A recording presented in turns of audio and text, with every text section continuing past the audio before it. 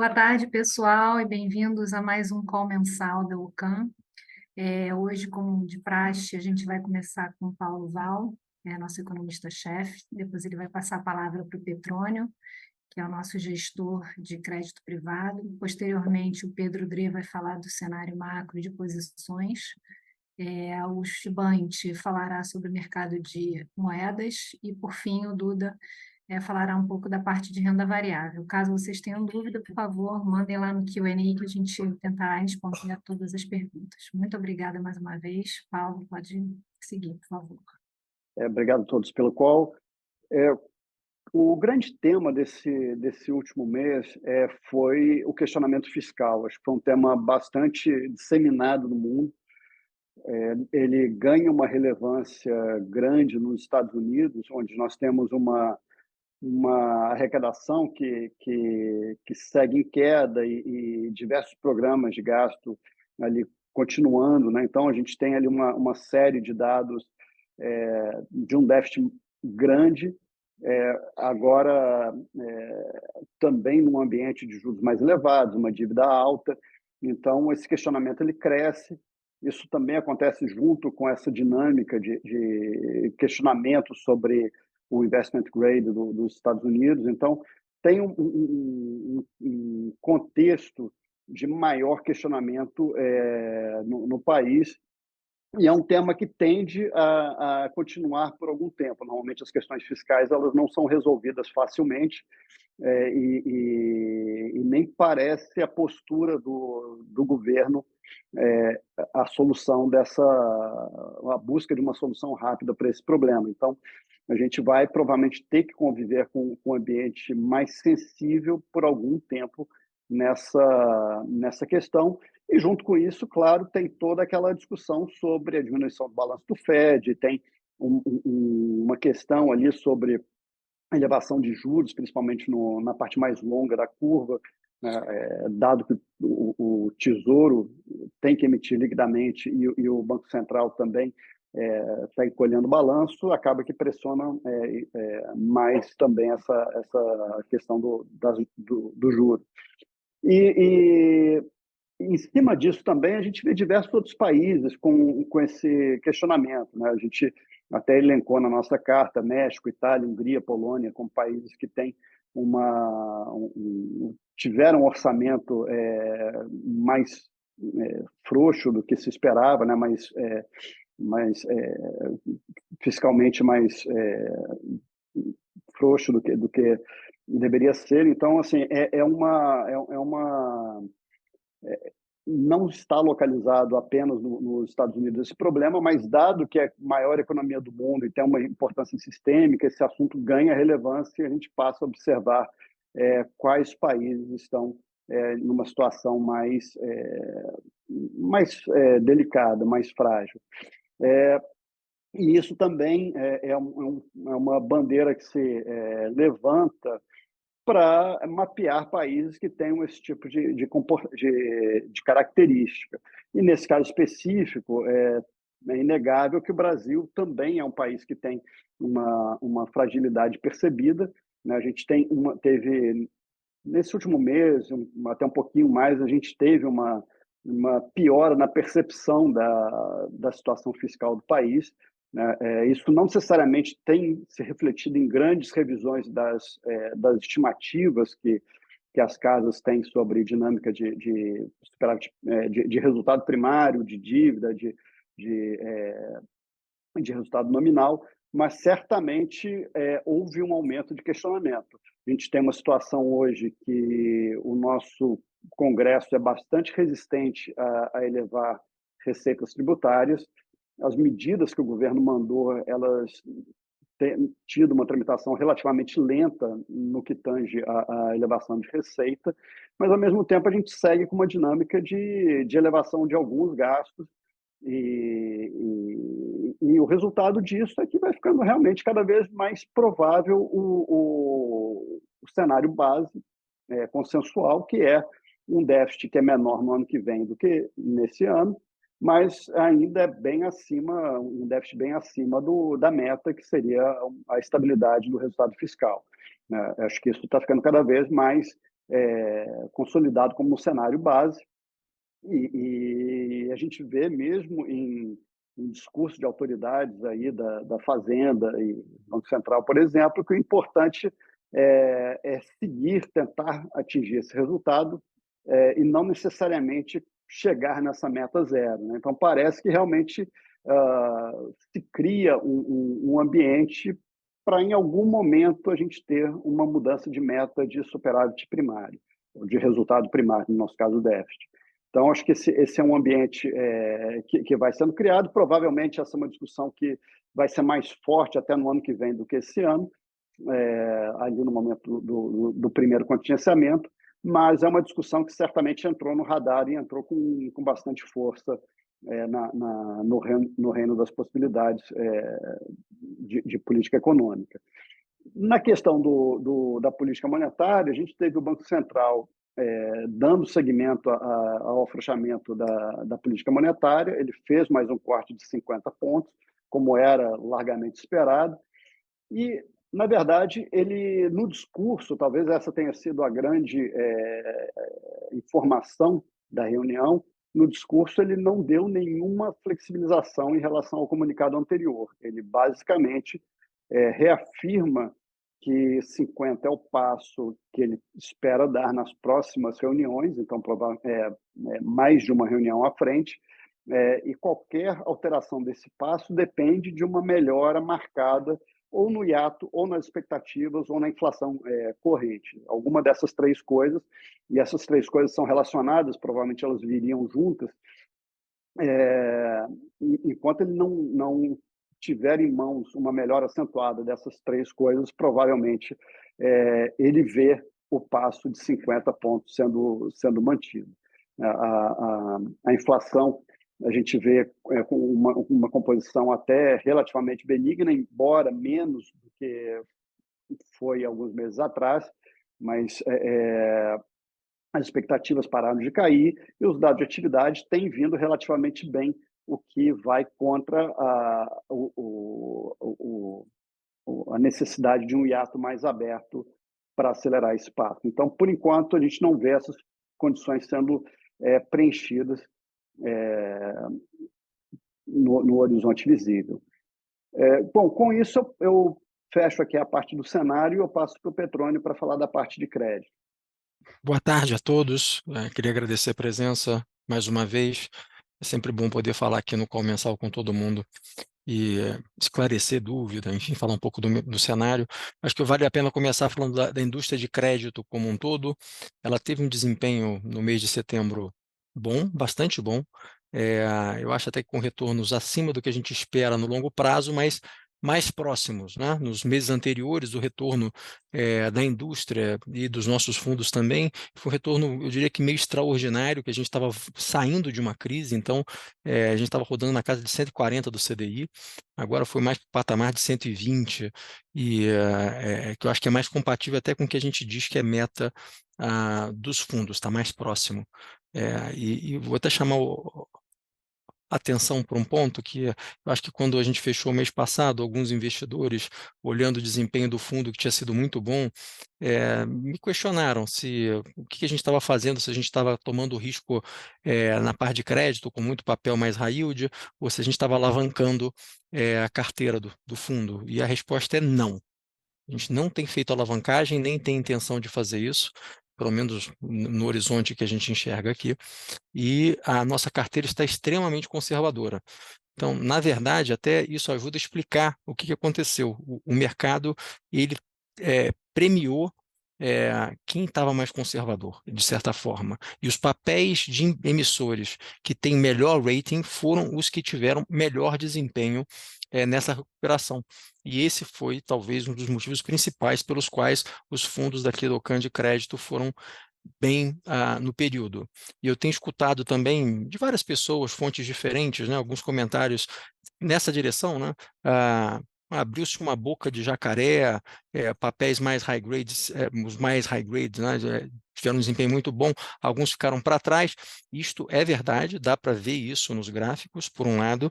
O ponto que eu coloco é que talvez essa boca de jacaré que se abriu, talvez ela não feche. Na verdade, na nossa visão, você apostar de forma indiscriminada, né, em papéis que têm mais taxa, simplesmente porque eles ficaram para trás, isso nos parece ser uma estratégia inadequada para o momento. Conforme o Paulo Val comentou, né, a gente não está num mar de rosas ou num céu de brigadeiro, onde não há riscos, né? A gente está com questões tanto do lado local quanto do lado internacional, que são questões importantes. Eu diria que elas são que há uma melhora, assim, quando a gente olha no horizonte mais longo, né, em relação ao que a gente tinha de incerteza no começo do ano, mas ainda há muito risco. Então, eu acho que é bem razoável que esses papéis mais high grade continuem com desempenho superior, né, ou pelo menos pagando a diferença maior de preço para contrapartes que não tenham tanto risco. No nosso caso, a gente vê que esse ambiente, né, que o Paulo colocou, ele é bom para renda fixa, principalmente para papéis de baixo risco, que isso é uma alternativa de investimento com a Selic caindo, né, que você consegue um retorno um pouco maior. O resultado dos fundos mostra isso, acho que já de forma consistente nos últimos meses, mas sem correr tanto risco, e eu acho que é esse o objetivo aqui, tá? O que vai ser importante daqui para frente, até porque deve vir um volume bem significativo de emissões, o mercado primário de crédito, ele voltou a estar mais aquecido, a gente já viu isso ao longo do mês de setembro, e eu acho que isso se intensifica de hoje até o final do ano. É uma oferta de papéis mais abundante, deve ter oportunidade no primário, isso também gera oportunidade no secundário, mas cada vez mais fica importante você fazer análise, você ter um analista acompanhando as operações que estão vindo para fazer uma diligência boa, uma avaliação de risco bastante profunda para ver se o preço está adequado. Nas últimas emissões que tiveram, a gente participou de alguma, ficamos de fora de várias. O principal motivo foi preço, né? Então, a gente acha que em alguns casos, na nossa avaliação, né, o prêmio estava pequeno. Então, daqui para frente, acho que isso que é o mais importante é você, de fato, focar bastante na análise para fazer uma boa relação risco-retorno e tirar proveito das oportunidades que devem se colocar de hoje até o final do ano. Do meu lado, acho que era isso. Eu vou passar a palavra aqui para o Fernando Chibante. Desculpa, para o Pedro Dré. Opa, obrigado, Petrônio. Boa tarde a todos. Dando sequência aqui para a parte de multimercados, como de praxe aqui um comentário de performance sobre o retorno absoluto. O fundo teve uma rentabilidade de 0,77 no mês, ante um CDI de 0,97, acumulando 1,05 negativo no ano contra um CDI de 9,93. A atribuição de performance entre as áreas foi praticamente neutra. A área de equities teve uma contribuição marginalmente positiva de 5 bases e a área macro uma contribuição marginalmente negativa de 5 bases. Tá? Dentro dos resultados da área macro, como a gente citou aqui no mês passado, a gente teve um acerto bem grande que foram nas teses de inclinação de curva, que a gente já vinha perseguindo há algum tempo, não só no Brasil, quanto nos países envolvidos, principalmente Estados Unidos. As curvas fizeram um forte movimento de inclinação, isso contribuiu positivamente, mas foi compensado pelo resultado negativo nas posições direcionais aplicadas, né, Estados Unidos e Europa, aqui no Brasil também, tanto via o juro curto nominal quanto nas NTNBs. Tá?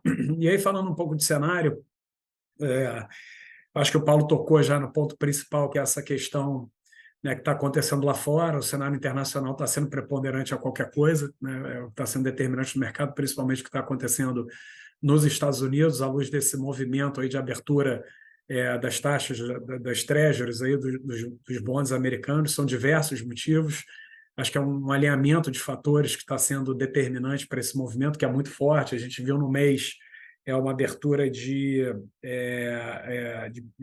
50 vezes aproximadamente na curva de juro americana, que foi acompanhada também por uma abertura de juro real. O juro real nos Estados Unidos longo fez uma abertura de 35 vezes, né? São movimentos muito intensos aqui. Os fatores, o Paulo já tocou em alguns, né? Acho que a janela de emissão do Tesouro Americano está muito intensa, o Fed continua fazendo o QT, né? Reduzindo o tamanho do seu balanço, tem a entrega dos resultados fiscais, né? Como o Paulo comentou aqui, a arrecadação fiscal tem sido mais fraca, o déficit americano esse ano é muito intenso e com eleições pela frente, não existe perspectiva de melhora nisso, isso não está na plataforma nem dos democratas, nem dos republicanos, né? De fazer uma consolidação fiscal. Além disso, a gente ainda teve, né, o Fed, que o Powell se colocou numa posição marginalmente mais rock, mas acho que o destaque talvez tenha sido na reunião do FONC no meio do mês, onde o dot plot, né, o CEP que o Fed mostrou, né, na reunião anterior o Banco Central tinha 4 quedas no ano de 2024, né, e mudou para apenas 2 quedas. Então retiraram 2 quedas de juros do ano que vem. Isso foi uma surpresa para o mercado, né, e isso, né, cristaliza um pouco essa percepção de que a gente está cada vez mais num ambiente onde as taxas vão ter que ficar mais elevadas por um período mais longo. Então, teve essa soma de fatores. Além disso, você ainda tem alguns bancos centrais que estão deixando de ser compradores de Treasury na margem. O Banco Central chinês fazendo intervenção na moeda precisa vender Treasury. Você tem o Banco Central japonês reduzindo o controle de curva, né, que ele implementa há muito tempo. Isso acaba puxando os juros um pouco para cima, então muda um pouco os fluxos de portfólio no mundo inteiro. Então, tem uma soma de coisas que está impactando o mercado de Treasuries e, obviamente, né, isso acaba trazendo o mundo todo a reboque. Então, eu acho que esse que é o grande tema, né? Isso eu acho que está impactando os mercados como um todo. Quando você olha, por exemplo, a decisão da Europa, né, o Banco Central Europeu entregou mais um hike de juros, trazendo juro para 4,5%, mas foi um hike dove, a gente pode dizer assim, com uma sinalização de que talvez esse tenha sido o último hike, né? E mesmo assim você vê as taxas no continente europeu também fizeram um movimento de abertura, como na própria Alemanha, onde os dados de atividade econômica estão vindo bem fracos, também não conseguiram resistir essa abertura de Treasury. Então, e acho que está um momento muito fluido, porque os níveis de preço que a gente está atingindo, né, para achar um paralelo no passado, está num passado bem distante, né? E tinha um nível que a gente olhava, né, que são esses highs ali pré-Lehman, né, o highs de 15 anos atrás. Esses níveis foram rompidos. A gente está aqui, se não me engano, 30, 40, 50 vezes acima do que foi o high. Então está num momento aí de uma certa indefinição. Acho que a incerteza está muito grande. Parece que o mercado está com a âncora está solta, né? E está difícil de entender onde é que vai ser o equilíbrio. O mercado está muito sensível. Acho que a volatilidade vai seguir elevada, né? Enquanto a gente não tiver uma clareza maior de qual o ambiente que a gente está navegando. Ainda parece que a pressão continua, né? Essa semana é uma semana um pouco mais leve de emissão do Tesouro Americano, mas depois, na semana seguinte, as emissões já voltam com mais força, né? O Fed parece que quer entregar mais uma alta, ele tem mais uma alta no CEP. Eu acho que essa questão do shutdown que foi resolvido no final de semana, acho que talvez aumente um pouco a probabilidade do Fed entregar uma alta de 25 bases na próxima reunião, que é na virada do mês, de outubro para novembro. Então, continua uma pressão muito grande, né, na renda fixa global. Então, acho que é uma mudança grande no cenário. A gente que há um mês atrás aqui vinha advogando aqui a favor de posições aplicadas no mundo desenvolvido por conta de preço. A gente zerou essas posições quando houve esse rompimento e agora a gente está aqui operando mais taticamente, com viés até mais negativo, um viés mais tomador por conta dessa dinâmica de preço, né, que está muito ruim. Então, teve uma mudança de panorama muito grande. Obviamente, isso afeta os emergentes em cheio, né, que é o elo mais fraco aí dessa equação. Os emergentes que vinham navegando muito bem também sofreram bastante no mês passado, né? Alguns países que já estavam em ciclo de corte de juros ou estavam na iminência. Eu acho que a história mudou bastante. Acho que o Chile é um exemplo. O Chile também passou por um movimento forte de abertura de taxa. Esse Banco Central tinha entregado um corte de 100 bases. A gente até acreditava que ele entregaria um segundo corte de 100 bases, mas desacelerou para 75 bases. Acho que se mostrou sensível ao comportamento negativo da moeda por conta do diferencial de juros com os Estados Unidos. Acho que deve entregar mais 2 quedas até o final do ano que vem. Acho que daí para frente vai depender muito do Fed, né? Acho que o que o Fed vai fazer vai acabar sendo muito determinante, não só para o Chile, mas também para outros emergentes. Você tem o México também, que a gente esperava que possivelmente ia ter um espaço para cortar juros no quarto tri. Esse panorama também mudou bastante. O México está com uma atividade econômica muito forte, veio com um orçamento pior nessa parte fiscal, acabou impactando muito, né, o mercado de juros no México, que tem também uma correlação muito grande com os Estados Unidos, né, que teve uma performance negativa. A moeda já também não está com um comportamento tão bom quanto estava antes, então o México também sofreu. A Colômbia também teve uma performance negativa, então a dinâmica mudou bastante. Eu acho que esse ambiente externo, aí, liderado por Estados Unidos, acabou tornando a vida mais difícil para todo mundo, e para o Brasil também não foi diferente. A gente viu uma realização aqui no Brasil também, o mercado que chegou a ter um juro terminal sub 9, agora está com juro perto de 10,5, né? Então mais de 150 vezes de elevação no juro terminal ali na curva, né? Os vértices mais longos da curva de juros, né, tiveram uma abertura também de 50 bases, então um movimento considerável. O Brasil, que vinha performando muito bem, iniciou o ciclo de corte, entregou a segunda queda de 50 bases, mas o próprio Banco Central já fez uma... Apesar do que o Paulo falou, que acho que a comunicação oficial veio muito parecida, você começa a perceber no body language ali do Roberto Campos algum leve, né, endurecimento. Ele que é muito sensível ao comportamento de preços, eu acho que ele é sensível a essa mudança do cenário lá fora, eu acho que ele é sensível a essa piora na percepção fiscal, na entrega do resultado, até cobrou isso de maneira bastante satisfatória, né, a cobrança que o Banco Central colocou na ata.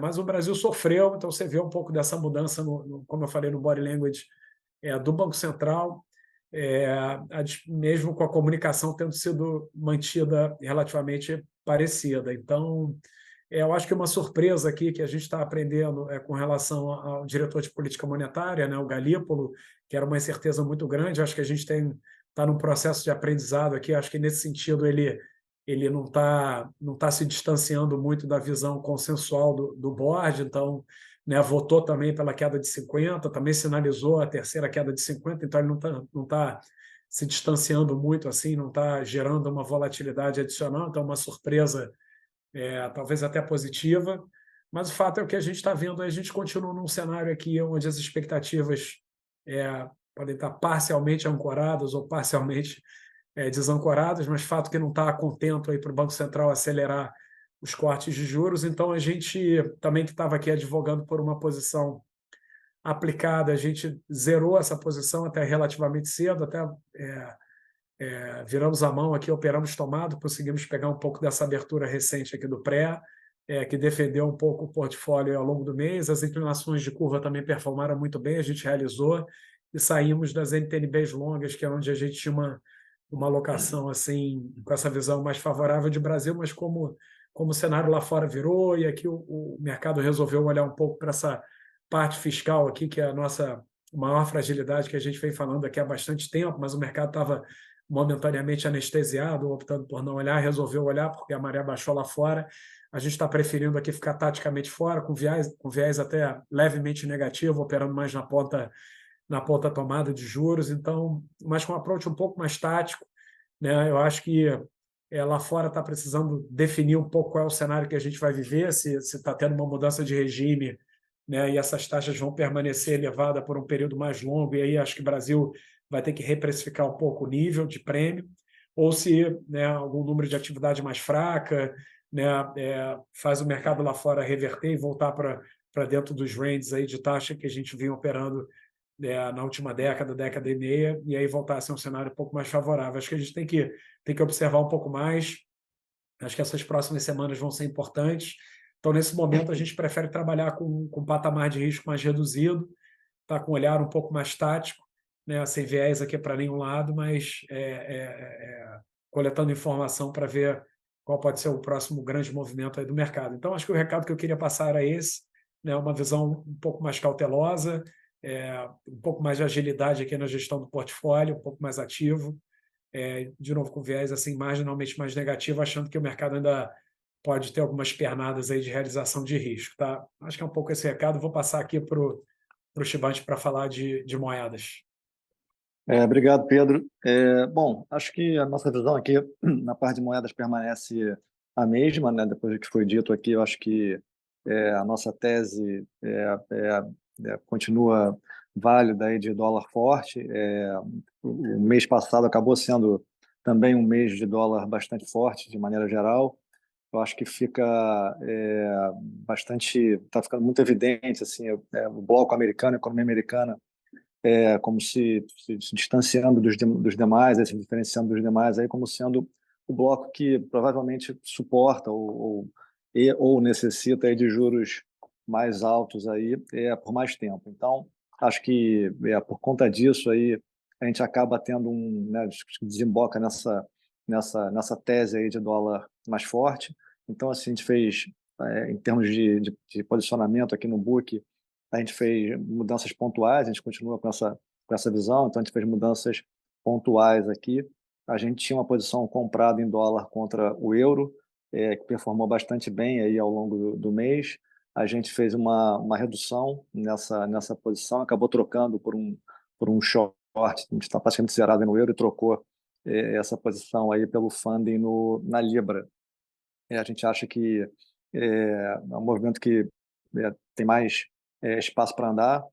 A gente teve a inflação na Inglaterra, acabou surpreendendo para o lado mais fraco. O Banco da Inglaterra também surpreendeu na semana passada, na última reunião deles, também não subindo os juros, como o mercado estava meio dividido em relação a mais um tightening de 25 bases que acabou não vindo. E com isso a gente acha que o ciclo lá também acabou se encerrando, então na nossa cabeça aqui ainda faz sentido manter essa posição comprada em dólar, mas dessa vez agora aqui trocando pela Libra. Além disso, a gente adicionou também aqui no book, como já foi mencionado aqui, a gente acha que os países emergentes acabam ficando, de certa forma, mais vulneráveis a esse cenário aí de juros globais mais altos. E aí a gente escolheu algumas moedas aqui, alguns países que tenham, né, problema mais no lado fiscal ou alguma vulnerabilidade externa. Então, a gente adicionou aqui um short no real, no peso colombiano e no rand sul-africano. Acho que, basicamente, aqui na nossa visão, são moedas aí que têm esses... no nosso checklist aqui batem com essas fragilidades aí, tanto no ponto de vista fiscal quanto e também de vulnerabilidade externa, acho que com exceção do Brasil aí, mas eu acho que o Brasil, o foco maior acaba sendo no fiscal, mas peso colombiano e rand sul-africano acho que acabam tendo a questão fiscal e também essa fragilidade, né, no ponto de vista externo. E além disso, a gente acabou zerando também a posição que a gente tinha short long no ien contra o euro. Acho que a gente tinha a visão de que poderia ter uma normalização aí mais acelerada aí por conta do Banco do Japão. Isso acabou não se materializando, a gente acabou optando aqui por fechar essa posição. Tá? Então, acho que aqui do meu lado é basicamente isso. Eu vou passar para o Duda para fazer as considerações aí sobre o Bolsa. Boa tarde a todos. Aqui é o Duda. É um prazer estar falando com vocês, clientes. Bom, o primeiro comentário como portfólio manager, né, foi um mês desafiador, com algumas reversões e descontinuidades. Tudo está sendo conduzido do ponto de vista top-down, do ponto de vista macro. Há uma preocupação com o aumento de taxas de juros no mundo, principalmente americana, consequentemente, uma preocupação fiscal no mundo. Tá? Dentro desse cenário, acho que até nas posições de equities, que a gente conseguiu gerar marginalmente um resultado positivo, tanto no multimercado como nas ações, pelo menos teve uma boa gestão de risco, né? Foi um mês desafiador para a indústria de multimercados também. A gente está trabalhando focado em gerar alfa. A gente acredita que os riscos estão acima da média, portanto, as proteções devem ficar acima da média. Então, a gente está no retorno absoluto com cerca de 80% redeado, aproximadamente 25% comprado, 20% vendido nas posições. E nas posições dos fundos de ações, nós temos proteções também derivativos, tá? Bom, qual o nosso cenário externo, né? Primeiro, China, a gente prefere continuar a ficar um pouco fora do mercado. Eu acho que ali não tem um alfa para se buscar. Há algumas empresas de e-commerce muito boas, mas sobre o macro fica difícil você fazer a determinação micro. O que nós temos fazendo de novo, que, como o Ocan diz, é simples e essencial, ainda está vendido em algumas empresas de commodities, principalmente metálicas, que se beneficiam dessa desaceleração na China, né? O mês foi marcado por alguns estímulos em números melhores da China até recentemente do que eram esperados, mas a gente acredita que isso só vai conter a desaceleração, não é uma reversão, tá? Na Europa, também a gente acha que é um mercado que tem um macro negativo, uma desaceleração em algumas dívidas, também chamando atenção, abrindo destacadamente a Alemanha, a Itália, de economias relevantes, mas as empresas, particularmente os bancos, já têm um valuation muito baixo. Então, nós preferimos concentrar os players nos Estados Unidos, e algumas empresas que nós estamos vendidos como empresas de consumo têm uma exposição grande à Europa e também se beneficiam dessa desaceleração. Em mercados emergentes, a gente prefere focar no Brasil, onde o nosso ciclo de competência é maior, e o Brasil a gente acha que dentre emergentes pode ser um alfa, porque tem valuations interessantes, empresas realmente líderes, empresas com uma vantagem comparativa. É importante destacar que, dentre esse cenário mais desafiador, a gente tem a tese que as empresas fortes vão ficar mais fortes e as empresas mais frágeis vão sentir ainda mais, tá? Então, isso é particularmente verdadeiro para os mercados emergentes, né? Em que suas dívidas de longo prazo também estão abrindo sobremaneira.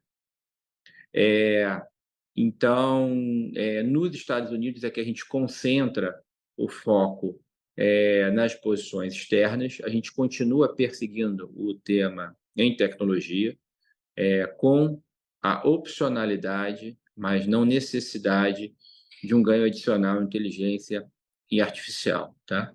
A gente continua focando nos setores, as empresas líderes nos setores de software, em semicondutores, em varejo e consumo online e em rede social, tá? A nossa proteção vão desde índice de semicondutores e índices de tecnologia, como o próprio S&P, e como algumas empresas de consumo, entretenimento, commodities e financeiro, que não têm vantagem competitiva nesse ambiente mais desafiador.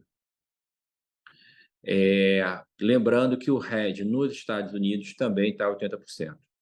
E as posições externas hoje representam 1/3 do portfólio, aproximadamente.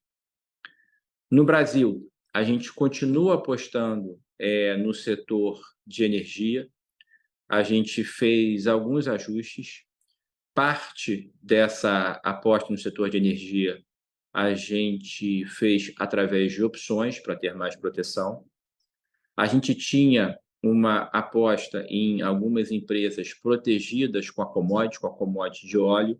A gente preferiu sair dessa exposição para tornar a operação mais simples. No setor de eletricidade, também nós continuamos a perseguir e continuamos a achar que é um setor vencedor nesse ambiente mais desafiador. O que a gente fez foi diversificar um pouco mais as posições, aproveitando alguma queda de algumas ações recentemente privatizadas ou em vias de privatizar, que estão fazendo um turnaround bastante interessante e acho que agregando bastante valor. É importante chamar a atenção no setor de eletricidade, que acreditamos que tem uma opcionalidade que hoje não está precificada de aumento de preço de energia. Bom, outro setor que a gente continua gostando é o setor financeiro. Os ajustes que a gente fez, que a gente diminuiu as posições em bancos tradicionais, diminuímos em algumas plataformas de investimentos e bancos digitais e tornamos as apostas mais simples ainda somente nos líderes como banco de investimento, bancos integrados e uma proteção em alguns ativos não financeiros. Na parte de consumo, a gente aumentou a venda em algumas empresas que são afetadas por esse cenário macro mais desafiador, juros mais altos no longo prazo, mas ainda por cima não estão no momento favorável de resultados e sofrendo uma competição muito grande. Exemplo de empresas de e-commerce, empresas de vestiário. O mesmo acontece no setor de saúde. A gente aumentou as nossas vendas, porque a competição também, na nosso ver, está bastante grande e as margens não estão expandindo, possivelmente até contraindo. No setor de construção, nós aumentamos as apostas relativas, de novo, no cenário de alguns vencedores e outros perdedores, algumas empresas efetivamente com competição, uma vantagem competitiva maior e um momento de resultados melhores. Então, basicamente é isso. Nosso cenário é gerar alfa. O interessante é que nós temos feito uma gestão ativa bastante grande, tem gerado oportunidade pelo aumento de volatilidade do mercado.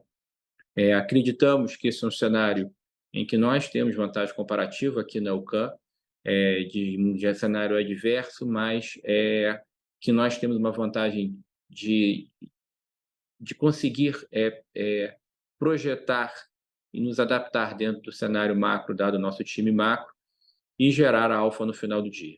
Tá? Bom, essa seria a mensagem principal.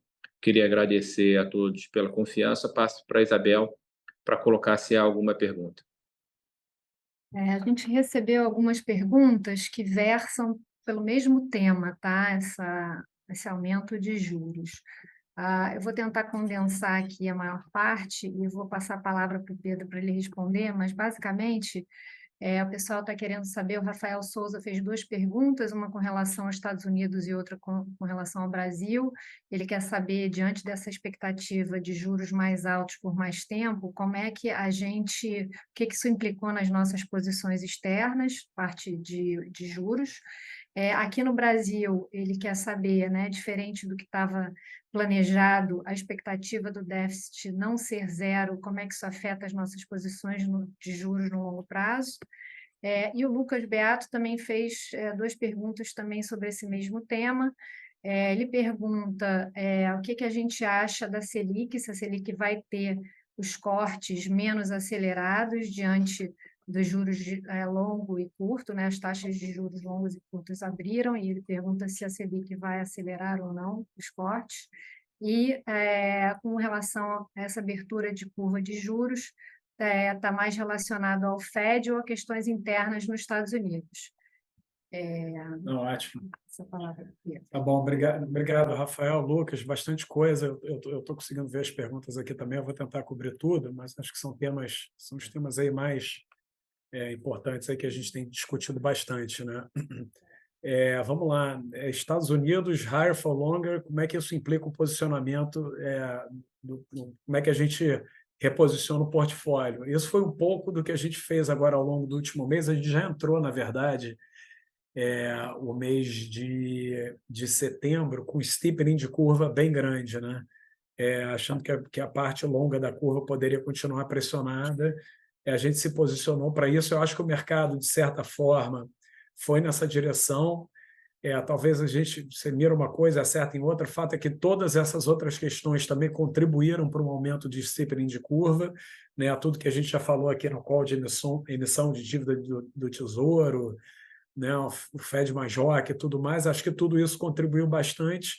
E o que a gente fez aqui foi, na verdade, até realizar o lucro nessas posições, porque o movimento foi relevante, né? O mercado dificilmente se movimenta em linha reta, então acho que a vol vai permanecer elevada, você vai ter movimentos de correção, e a gente viu uma elevação forte acontecendo, que a gente realizou, acertamos esse movimento, realizamos o lucro, a gente ainda acha o preço bom, só que a gente acha que pode ter algum momento melhor para a gente voltar a se reposicionar, tá?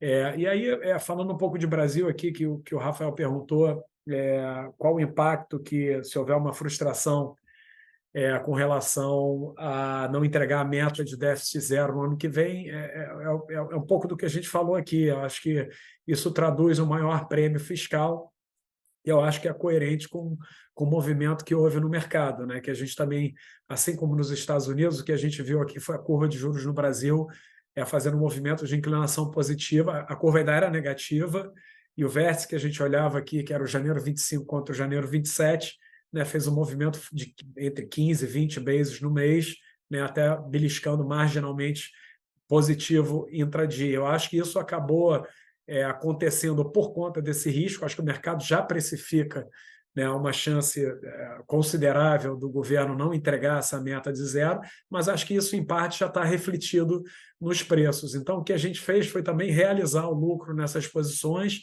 Foram os dois vetores aí, tanto esse steepening nos Estados Unidos quanto o Brasil, foram os que tiveram contribuição positiva no resultado dos fundos. Mas agora a gente já está achando que isso já está, de certa forma, refletido no preço. Eu acho que pode andar mais, pode, mas eu acho que, de novo, o mercado vai ter volatilidade daqui para frente por conta dos níveis e por conta do que está acontecendo lá fora, e pode ser que a gente tenha uma oportunidade de voltar a alocar nessas posições. Então, a gente continua acreditando que isso vai ser um motivo de frustração para o mercado, né? O resultado fiscal do ano que vem vai continuar sendo um vetor negativo. A gente busca um posicionamento nessa direção, apesar de, momentaneamente, a gente ter realizado o lucro, porque no mês já teve um movimento, né, bastante favorável. E o Lucas pergunta se essa abertura de juros impacta na estratégia do Banco Central de corte de juros. Eu acho que com certeza,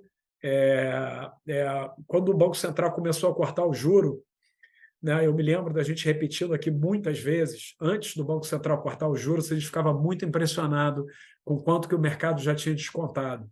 Se eu não me engano, antes do BCE iniciar o corte de juros, o mercado já tinha 400 bases de cortes, né? Então, era muita coisa. O mercado precificou um cenário muito perfeito. E esse ciclo, de novo, está sendo muito inédito, e um risco que parecia não existir, que agora é um risco que acho que é risco de cauda, mas que entrou no radar, mas bem na cauda, bem lá bem longe na distribuição de risco, é uma chance de, dado o desenrolar externo e local, o Banco Central tem que, né, fazer um ciclo bem mais curto do que o mercado imaginava anteriormente, e tem que parar com uma Selic, né, acima do que são as medidas, as referências aí de taxa neutra. Dele terminar com uma Selic perto de 11 já é alguma coisa que não está mais tão fora do radar quanto era antigamente, por conta dessa, né, percepção fiscal pior, que vai acabar tendo um impacto nas expectativas de inflação. Lembrando que a nossa meta é de 3%, né, e as expectativas longas estão em 3,5%, e acho que, se a gente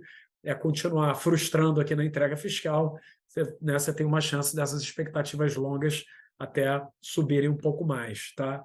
E aí, finalmente, tem uma pergunta tentando identificar se o que causou o movimento de abertura de juros aqui foram vetores domésticos ou externos. Eu acho que a maior parte do movimento é explicada pelo cenário internacional, né? Quando você tem o Treasury abrindo da maneira que ele abriu, eu acho que todo mundo vai a reboque, não tem como, é o custo de oportunidade da economia mais importante do mundo, né? Então, quando a maré está cheia lá fora, né, você não presta muita atenção nos seus problemas, você está anestesiado com o juro baixo lá fora. Mas quando você tem aqui um bond de 10 anos que te paga 4,70, né, o juro real nos Estados Unidos em 2,5, né, você tem uma competição mais acirrada lá fora, e acaba que os nossos problemas, né, ficam maiores, né, você passa a prestar mais atenção. Então, não que a gente tenha evoluído de maneira favorável aqui, eu acho que teve um vetor doméstico também que foi negativo, mas eu acho que a maior parte da explicação da performance negativa aqui foi, sem dúvida nenhuma, né, essa piora internacional. Eu acho que é isso, Bel. Eu acho que acabei cobrindo aqui todos os temas. Se não tiver nenhuma pergunta adicional, a gente pode dar sequência para o encerramento. É isso, a gente já respondeu a todas as perguntas. Caso haja alguma pergunta, vocês podem mandar por e-mail para a gente. Gostaria de agradecer mais uma vez a participação de todos. Obrigada. Boa semana. Obrigado, pessoal. Bom mês aí a todos. Obrigado. Obrigado Um a abraço. todos.